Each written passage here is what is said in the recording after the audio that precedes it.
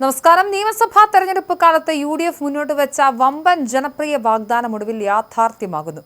KSRTC ബസ്സുകളിൽ സ്ത്രീകൾക്കും transgender വ്യക്തികൾക്കും സൗജന്യ യാത്ര അനുവദിക്കുന്ന ചരിത്രപ്രധാനമായ പദ്ധതി ജൂൺ 15 മുതൽ സംസ്ഥാനത്ത് നടപ്പിലാക്കാൻ ഇന്ന് ചേർന്ന മന്ത്രിസഭാ യോഗം അന്തിമ അനുമതി നൽകി. പ്രിയദർശിനി എന്ന് പേരിട്ടിരിക്കുന്ന വിപ്ലവകരമായ പദ്ധതി ആദ്യഘട്ടത്തിൽ ഓർഡിനറി ബസ്സുകളിൽ മാത്രമായിരിക്കും ലഭ്യമാകുമെന്ന് മുഖ്യമന്ത്രി VD സതീശൻ വാർത്താ സമ്മേളനത്തിൽ ഔദ്യോഗികമായി പ്രഖ്യാപിച്ചു.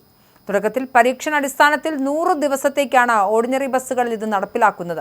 ഇതിന്റെ വിജയവും KSRTCയുടെ സാമ്പത്തിക ലാഭനഷ്ടങ്ങളും വിലയിരുത്തിയ ശേഷമായിരിക്കും മറ്റ് സൂപ്പർ ക്ലാസ് ബസ്സുകളിലേക്ക് പദ്ധതി വ്യാപിപ്പിക്കുന്നതിനെക്കുറിച്ച് സർക്കാർ ആലോചിക്കുക എന്ന് VD സതീശൻ വാർത്താ സമ്മേളനത്തിൽ വ്യക്തമാക്കി. തെരഞ്ഞെടുപ്പ് കാലത്ത് UDF പ്രകടന പത്രികയിൽ ഒപ്പിട്ട് നൽകിയ ഇന്ദിരാ ഗ്യാരണ്ടി പദ്ധതിയുടെ ഏറ്റവും പ്രധാനപ്പെട്ട ചുവടുവയ്പ്പാണിത്.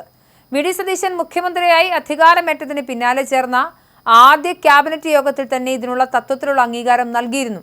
ഇന്ന് ചേർന്ന നിർണായക യോഗത്തിലാണ് ഇതിന്റെ തീയതിയും മാനദണ്ഡങ്ങളും സർക്കാർ പുറത്തുവിട്ടത്. സംസ്ഥാനത്തെ പ്രായഭേദമന്യേ എല്ലാ സ്ത്രീകൾക്കും ട്രാൻസ്ജെൻഡർ വ്യക്തികൾക്കും ജൂൺ 15 മുതൽ ആനവണ്ടിയിലെ ഓർഡിനറി ബസ്സുകളിൽ സർവീസുകളിൽ 1 രൂപ പോലും നൽകാതെ യാത്ര ചെയ്യാം. ഫാസ്റ്റ് പാസഞ്ചർ, സൂപ്പർ ഫാസ്റ്റ് ഉൾപ്പെടെയുള്ള ഉയർന്ന ക്ലാസ് ബസ്സുകളിൽ നിലവിൽ ഈ ആനുകൂല്യം ലഭിക്കില്ല. സ്ത്രീകൾക്ക് സൗജന്യ യാത്ര അനുവദിക്കുമ്പോൾ വലിയ സാമ്പത്തിക പ്രതിസന്ധിയിലുള്ള KSRTC കൂടുതൽ തകരുമോ എന്ന ജീവനക്കാരുടെ ആശങ്കയ്ക്കും മറുപടിയുണ്ട്.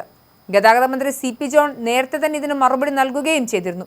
പദ്ധതി വഴി KSRTCക്ക് ഉണ്ടാകുന്ന മുഴുവൻ സാമ്പത്തിക ബാധ്യതയും തത്തുല്യമായ തുകയായി സംസ്ഥാന സർക്കാർ നേരിട്ട് നൽകാനാണ് തീരുമാനം. ഇതിനായി കൃത്യമായ മാനദണ്ഡങ്ങളാണ് സർക്കാർ നിശ്ചയിച്ചിരിക്കുന്നത്.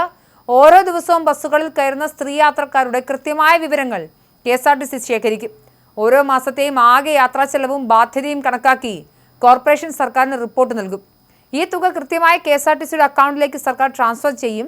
ഓർഡിനറി ബസ്സുകളിൽ മാത്രം ഈ പദ്ധതി നടപ്പിലാക്കുമ്പോൾ പ്രതിവർഷം 750 മുതൽ 800 കോടി രൂപ വരെയാണ് സർക്കാരിന് അധിക ബാധ്യത വരിക. ഇതാണ് ഏറ്റവും വലിയ പ്രതിസന്ധിയിലുള്ളൊരു കാര്യം.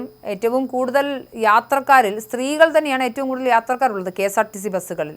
ഒരു സർക്കാരിനെ സംബന്ധിച്ചിടത്തോളം ഇത്തരത്തിൽ എങ്ങനെയാണ് സൗജന്യ യാത്ര നൽകിക്കൊണ്ട് അത് 750 മുതൽ 800 കോടി രൂപ വരെ അധിക ബാധ്യത പ്രതിവർഷം വരുത്തിക്കൊണ്ട് പോകാൻ സാധിക്കുക എന്നൊരു ചോദ്യം ബാക്കിയാവുന്നുണ്ട്.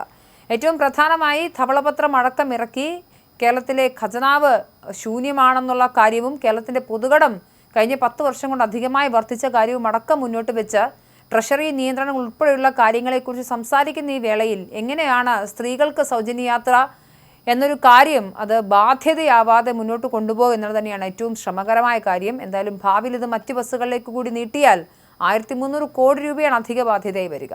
ഇത്തരത്തിലുള്ളൊരു പ്രതിസന്ധി ഇവിടെയുണ്ട്. എന്തായാലും മന്ത്രിസഭാ യോഗം അതിന് തീരുമാനമാക്കിയിരിക്കുന്നു. ജൂൺ 15 മുതൽ ഇന്നേക്ക് 5-ാം ദിവസം മുതൽ സ്ത്രീകൾക്ക് പ്രായഭേദമന്യേ സ്ത്രീകൾക്കും ട്രാൻസ്ജെൻഡർ വ്യക്തികൾക്കും KSRTCയുടെ ഓർഡിനറി ബസ്സുകളിൽ സൗജന്യ യാത്ര അനുവദിച്ചിരിക്കുന്നു.